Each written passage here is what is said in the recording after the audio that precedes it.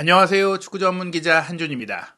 이강인 선수가 지난 10월 아시안게임 금메달 획득 이후로는 처음으로 파리 생제르맹의 경기에 결장했습니다. 2013-2014 시즌 프랑스 리그앙 13라운드 경기는 11월 A매치 휴식기 이후 촉박하게 치러지긴 했지만 우승 경쟁을 펼치는 과정 속에 분수령이라고 할 수 있는 프랑스의 또 다른 명문팀 AS 모나코와의 경기였기 때문에 이강인 선수가 어떻게든 경기를 뛰지 않을까라는 전망들이 많았거든요. 하지만 아예 단 1분도 교체 출전하지 않았는데요. 오히려 이 점이 루이스 에니케 감독이 이강인 선수를 파리의 절대적인 주축 선수로서 신뢰하고 신임하고 믿고 있다. 오히려 이강인 선수를 아낀 것이다 라고 볼 수 있는 상황이 포착되고 있습니다. 이강인 선수의 모나코전 데뷔 훈련 모습과 이번 경기의 양상을 보면 알 수 있는 부분들인데요. 파리의 최신 상황, 이강인 선수의 현재 상황 지금부터 총정리해드리도록 하겠습니다. 파리가 2023-2024 시즌 프랑스 리그앙 13라운드에서 모나코를 상대로 5대2의 완벽한 압승을 거두면서 선두 굳히기에 성공했습니다.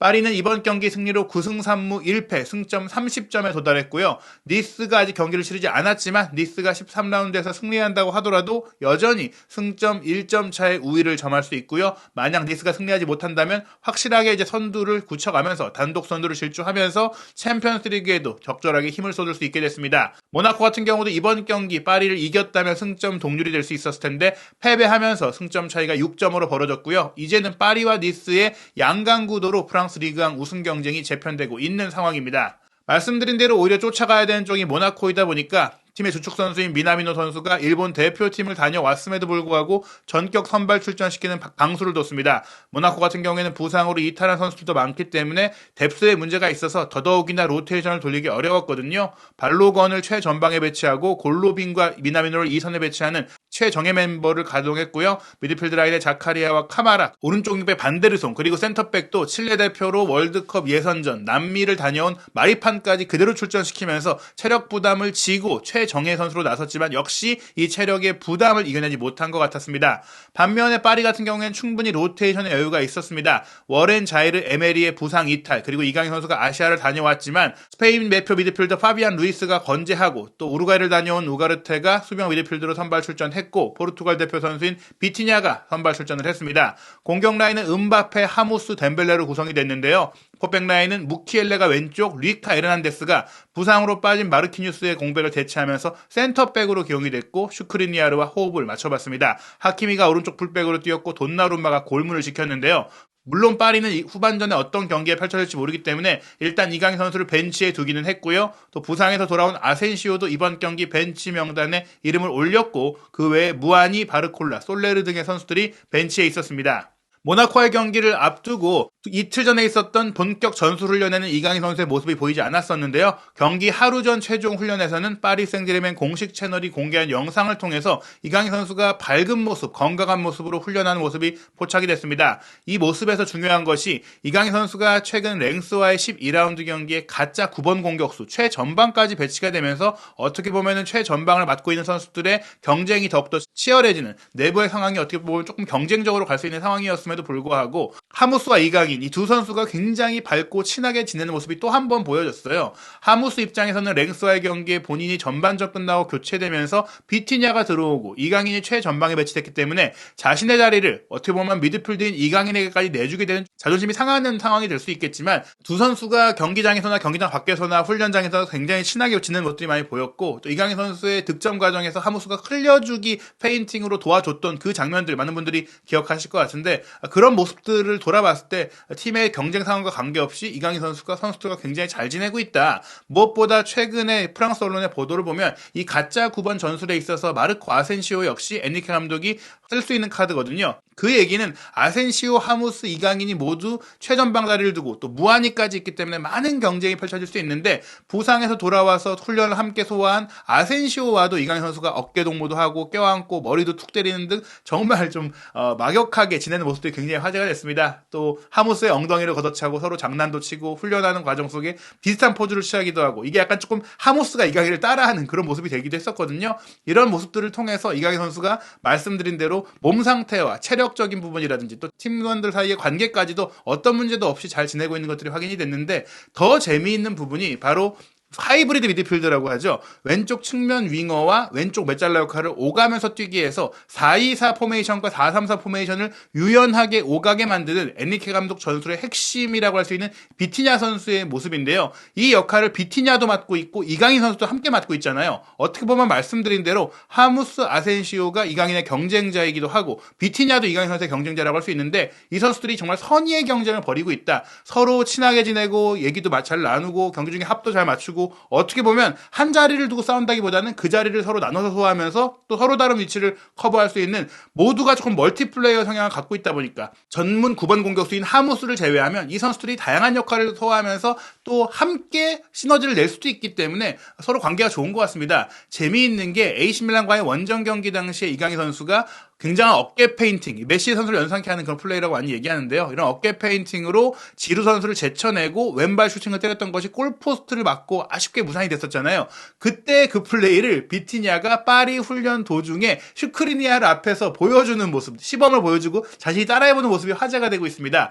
슈크리니아르와 뭔가 얘기를 나누더니 한번 봐봐 라고 하는 느낌이었어요. 그러면서 슈크리니아르가 수비수니까 이렇게 갔다가 이렇게 나가면 이제 속게 되는 그런 부분들. 이강인 선수의 특유의 페인팅을 2번이나 연달아 따라했기 때문에 이게 또 어깨의 움직임이라든지 크게 꺾는 모습이라든지 이런 것들이 명확하게 그냥 혼자서 돌파를 연습한 게 아니라 이강인 선수의 개인기를 좀 따라해보는 좀 모습들, 수비수 입장에서 이런 것들을 어떻게 대비할 수 있을지 또 어떻게 공격수 입장에서 쓸 수 있을지를 좀 커버하는 것을 봤을 때 이강인 선수 특유의 플레이를 파리 선수들이 특히 비티냐는 원래도 파리의 주전 선수였고 포르투갈 대표팀의 핵심 미드필드잖아요. 이런 선수들이 따라하고 배워보려는 모습들까지 펼쳐지고 있기 때문에 예전에 아마 기억하시는 분들이 있을 텐데 모나코에 입단했던 박주영 선수가 팀 내 축구 지능적으로 굉장히 가장 뛰어난 모습이다 보니까 축구를 가르치러 프랑스에 갔다 이런 얘기들을 들을 정도였는데 이강인 선수도 거의 그런 모습이 아니냐라고 볼 수 있는 그런 광경이 연출될 정도였습니다. 이강인 선수가 비록 모나코와의 경기에 뛰지는 않았지만 훈련장에서는 충분히 좋은 모습들과 또 좋은 영향력을 보이고 있다는 것을 확인할 수 있는 대목이었는데요. 그렇다면 이번 모나코와의 경기에 이강인 선수도 왜 출전하지 않았느냐? 일단 지금까지 아쉬운 모습을 보여줬던 이강인 선수 포지션에 뛴 선수들의 플레이가 대체적으로 다 좋았고 경기가 쉽게 풀려가면서 굳이 이강인 선수가 뛰면서 체력을 소진할 필요가 없었어요. 다만 이 경기 모나코도 만만하진 않았습니다. 전반 14분에는 발로건 선수가 이제 배우로 침투하면서 골로빈의 패스를 받아서 꺾어서 다시 중앙으로 빠져나오며 시도한 슈팅을 돈나룸마 골키퍼가 막아냈거든요. 흘러나온 공을 반데르송이 이어받아서 재차 슈팅을 때린 것도 돈나룸마가 막았어요. 그런데 이게 또 튕겨져 나오면서 반데르송이 밀어넣으며 모나코가 선제골을 넣고 앞서가는 것 같았습니다. 이게 만약에 인정이 됐더라면 굉장히 파리 입장에서 어려운 경기가 될 수 있었을 텐데 발로건이 배우로 침투하는 순간에 오프사이드 위치에 있던 것이 확인이 되면서 이 골 자체는 무효가 됐습니다. 그 다음에는 파리의 반격이 이어지는데요. 전반 17분에 오른쪽 측면에서 덴벨레와 하키미가 2대1 패스를 주고받게 되는데 이날 경기도 덴벨레의 플레이가 굉장히 좋았어요. 하키미가 덴벨레에게 패스하고 배우로 들어갈 때 덴벨레가 가운데로 한번 툭 쳐놓고 수비 3명 사이로 절묘한 스루 패스를 하키미에게 연결해줬거든요.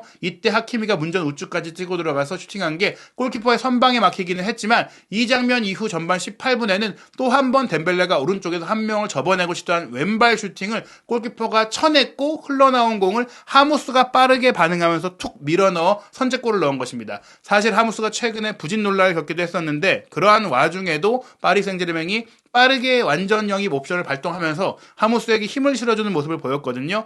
그 이후 첫 경기였던 모나코와의 경기에 결국 하무스가 선제골을 중요한 골을 넣었기 때문에 본인도 자신감을 찾을 수 있게 됐는데요. 다만 이 장면 이후 4분 뒤에 모나코도 동점골을 넣게 됩니다. 전반 22분 발로건이 후방 빌드업을 시도하는 돈나룸마 선수를 압박하면서 돈나룸마의 패스미스가 발생했고 이 패스미스를 미나미노가 차단한 이후 빠르게 왼발 슈팅으로 가져가면서 동점골을 터뜨렸습니다. 미나미노도 최근 사실 일본 대표팀에서는 기대만큼의 득점력이라든지 경기를 보여주지 못하다 보니까 아쉬움이 있었는데 모나코에서 보여왔던 이런 초반 좋은 흐름들을 이번 경기 득점으로 살려가는 모습이 있었거든요. 하지만 파리의 공격력 역시 음바페를 중심으로 다시 한번 불 뿜었습니다. 전반 33분에는 파비안 루이스의 스루 패스를 받아서 하키미가 배우로 침투해 컷백을 내준 것, 왼쪽 편에 있던 음바페가 가운데로 순간적으로 싹 들어오면서 이어받아 오른발 논스톱 슈팅을 때렸는데 골키퍼의 선방에 막히고 말았어요. 하지만 전반 38분 이번에도 덴벨레의 플레이가 좋았는데요. 덴벨레가 본인이 접고 들어오면서 때린 슈팅 이후 다시 리바운드 볼이 나왔을 때 공을 향해 달려들다가 수비의 파울에 걸려 넘어지면서 페널티킥이 선언이 됐고요.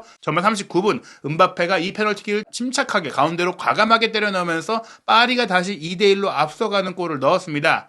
이날 경기 골로빈과 미나미노의 공격 조합이 꽤나 위협적이었지만 돈나루마 선수가 그 패스미스 장면을 제외하면 연달아서 멋진 선방을 보여주면서 팀을 위기에서 구했는데요. 전반 45분에는 골로빈이 하프라인부터 전방 지역까지 단독 돌파로 공을 운반해온 이후 배후 라인으로 빠져들어가는 미나미노에게 패스했고, 미나미노가 골키퍼를 마주한 상태에서 날카로운 슈팅을 때렸지만 돈나루마의 손끝에 이 슈팅이 걸리면서 아슬아슬하게 골포스트 옆으로 빗나갔습니다. 결국에는 파리가 2대1로 앞선 채 전반전을 마쳤지만 모나코의 공격 역시 날카로웠는데요. 기대 득점은 파리가 전반전 1.99골로 2골을 넣을 만한 경기를 했고, 모나코도 0.76골이었습니다. 점유율은 파리가 67%로 크게 앞섰고, 슈팅 숫자도 10대 5였지만 유효 슈팅은 7대 4, 빅찬스는 3대 2였기 때문에 팽팽하다고 할 수 있는 경기였습니다. 후반전에도 시작 2분 만인 47분에는 골로빈이 사이드로 벌려 움직인 이후 가운데 쪽으로 침투해 들어온 미나미노를 향해 절묘한 스루 패스를 연결했고, 미나미노가 또 한 번 문전 위험 지역에서 강력한 왼발 슈팅을 때렸는데